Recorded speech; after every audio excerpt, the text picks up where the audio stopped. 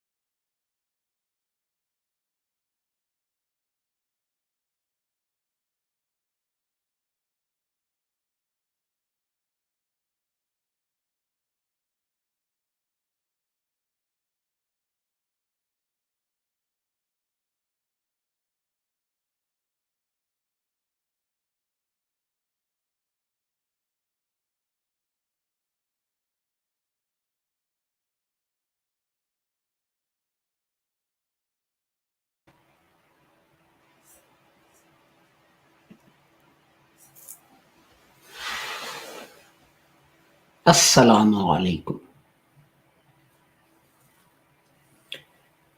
It is Monday, the 21st of November 2022, and in our broadcasts, Reflections on the Holy Quran, this is broadcast number 375. And in it, we are covering the words of chapter 2 of the Holy Quran called Al-Baqarah, verse 105. And this is the 14th broadcast discussing the words of this verse. And today we'll conclude our discussion of these words of the Holy Quran. These broadcasts are brought to you by LASER, Lahore MDS School of Education in Religion, and which is a department of Ahmadiyya Association for Propagation of Islam, also known as the Lahore Ahmadiyya movement. The Ahmadiyya movement was established by Hazrat Mirza Ghulam Ahmad, and he taught us that although other brother Muslims say that after the Holy Prophet, another prophet will come, but this is incorrect because the Holy Prophet, because the Holy Quran says that the Holy Prophet is Khatamun Nabiyyin. And the Holy Prophet explained its meaning by saying, Ana Khatamun Nabiyyin la Nabiya ba'di. I am Khatamun Nabiyyin and there is no prophet after me. So now no prophet will come, whether it's an old prophet or a new prophet, etc. And the companions of the Holy Prophet Muhammad sallallahu alaihi wasallam, they asked, what will happen if the Ummah needs guidance now that a prophet can't come? And the Holy Prophet said that reformers, God will send reformers, mujaddids. And Hazrat Mirza Ghulam Ahmad said that he had come in that series, in that chain of mujaddids. Many had come before him. And he also said that other hadiths speak of the coming of a Messiah or Mahdi, and they say that these are two people who will come. But Hazrat Mirza Ghulam Ahmad explained that these are two titles rather than two personalities, and these two titles apply to a mujaddid. And he explained that he was the mujaddid to whom these titles applied.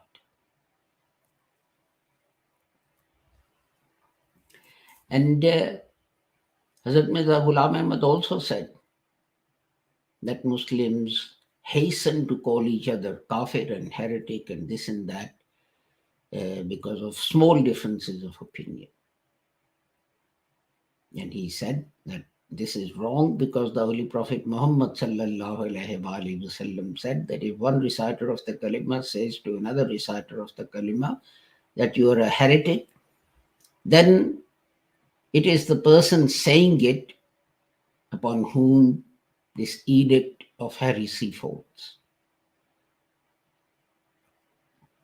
So we mustn't call each other heretics and kafirs and so on. And Mirza Ghulam Ahmad also said that other brothers, non-Ahmadi brothers, believe that some prophetic revelation, like Surah Walayat or Ayah Rajab, was missed from the Holy Quran. But he said this is wrong. He also pointed out that non-Ahmadi brothers believe that some verses of the Holy Quran have been abrogated or cancelled. But he said this cannot be right. This is because the Holy Prophet Muhammad, because the Holy Quran said to the Holy Prophet Muhammad that God has revealed it and God will protect it. So how can this happen to something that God has promised you to protect? And he explained that jihad is a fundamental duty of every Muslim. As the Holy Prophet Muhammad, when returning from fighting, said that Muslims were returning from Jihad-e-Asghar, the minor struggle, to Jihad-e-Akbar, the major struggle, the greatest struggle, and said that the greatest struggle is Jihad bin Nafs, a jihad with your own soul, with your own self, to try and control your vain desires and so on. So, with that, let us turn to the Holy Quran.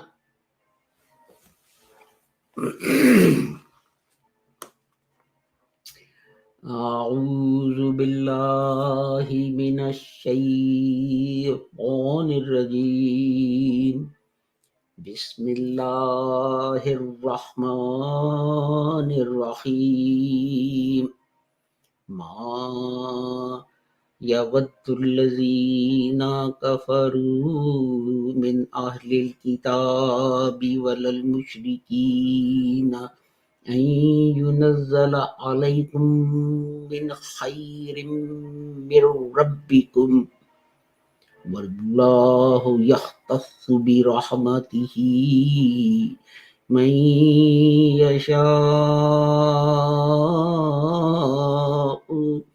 والله ذو الفضل العظيم. I use the Urdu translation for recitation because the Arabic calligraphy is larger. The English translation is, neither those who disbelieve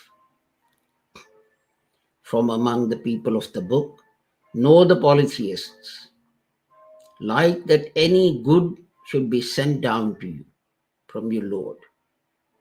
And Allah chooses whom He pleases for His mercy, and Allah is the Lord of the mighty grace. Wallahu dhul fadlil azim. So today we are going to look at the last word, which is azim. For those who know Urdu, it is in a way easier because there are many words made from the root of this word which are found in Urdu. The root is Ain Wa Mim, and the root occurs in the Holy Quran in 5 different forms, 128 times. And 120 times it occurs as Azim, and 3 times as Azam, and then twice as Azm, and twice as Yu'azzim, and once as Yu'zim. And it means to honor, to make great, greater, also means bone and bones, which is the basic meaning, great. So this could be great in quantity, great in numbers, etc.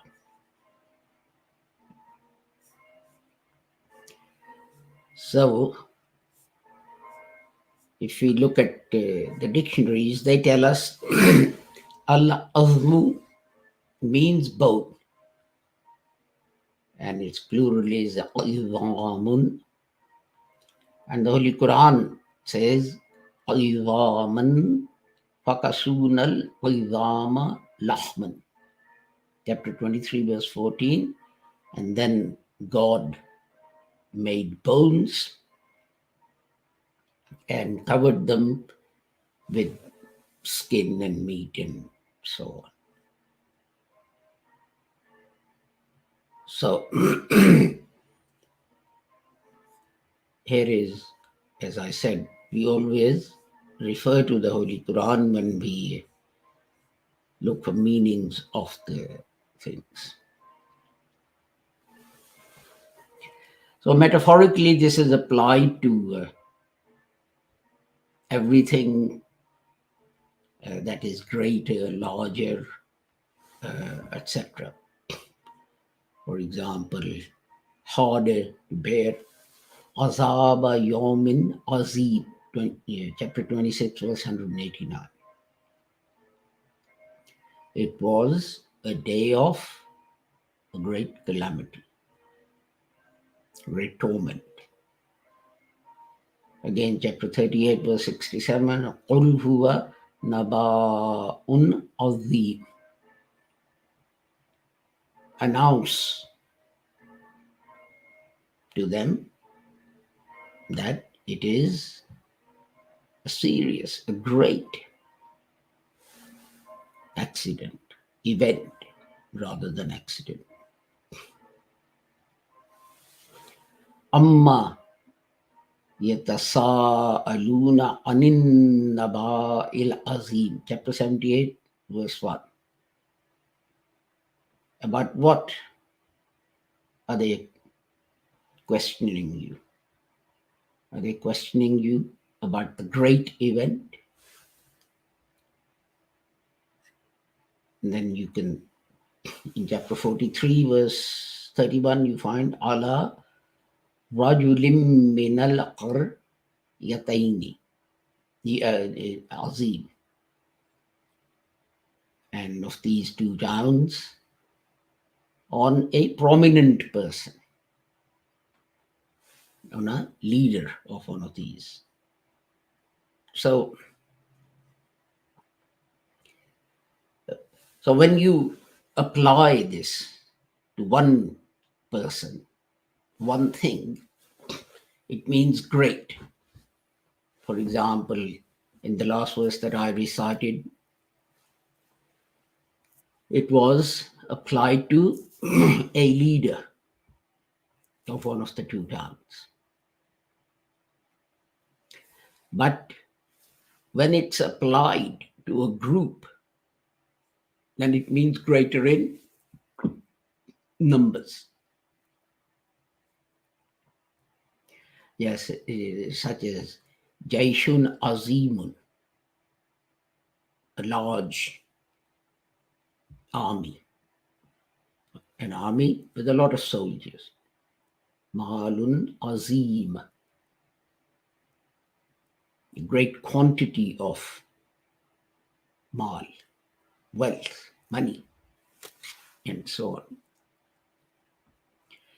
So Azim actually means Kathir. And Kathir is a word of Kathir is a word of Urdu, and it's a word of Arabic. From Arabic it has come into Urdu, meaning a lot. And that's what I said, that large army would be an army with a lot of soldiers.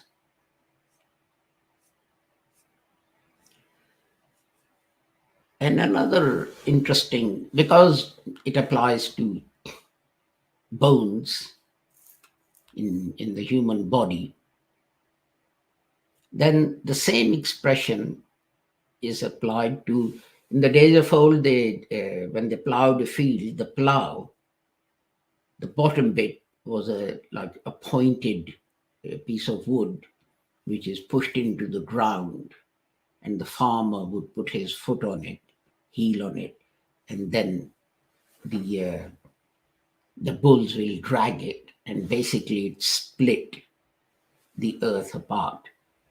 Now, to strengthen that, they would put a piece of metal on top of this pointed piece of wood to give it longer life and that kind of thing. And interestingly, the same word, Azman, is used for that.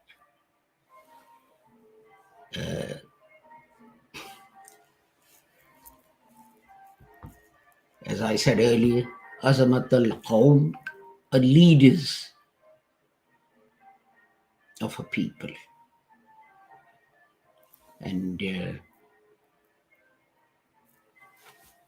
Azamat Tariq is a wide path.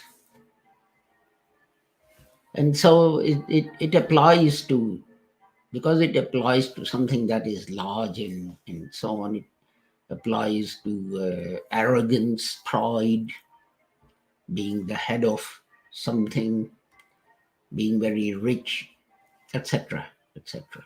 But it also applies to serious events, serious accidents, and so on.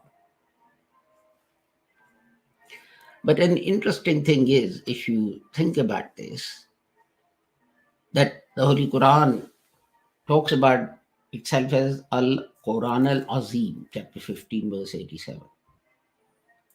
And we usually translate it as the great Quran, the elevated Quran, the excellent Quran, and so on.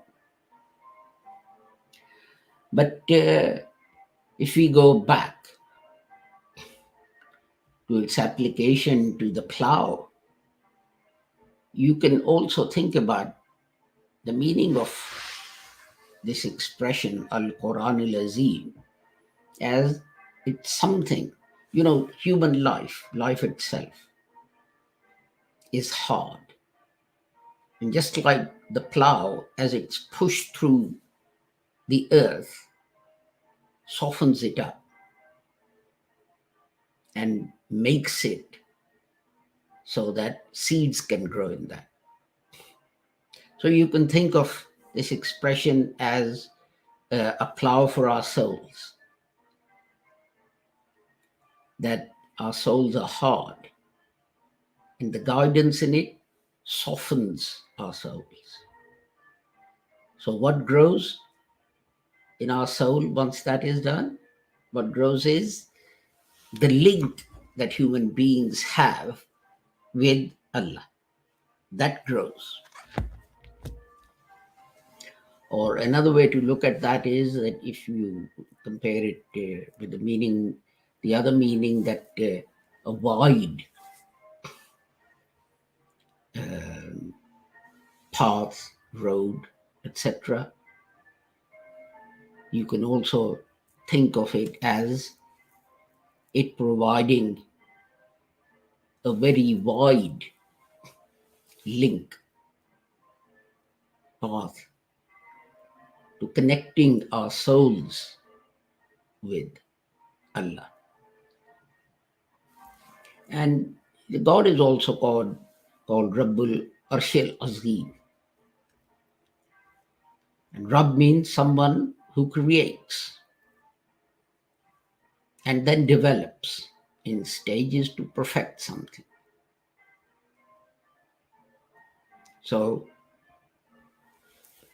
we can talk about this expression as being the creator who has the control of all the laws and rules upon which this universe operates. The point I'm making is that rather than just take some meaning, we should try and think about the wide message and guidance and meanings that the words of the Holy Quran give us. And if we do that, then we'll find that there is much extra guidance in the Holy Quran which may have been overlooked in sort of cursory reading, or in by limiting our reading or understanding to something that another translator has said. The obvious example is Quran al-Azim. In Urdu and so on, it's simply translated as the excellent, the elevated, the great Quran, and left it at that. And yet it can mean so much more.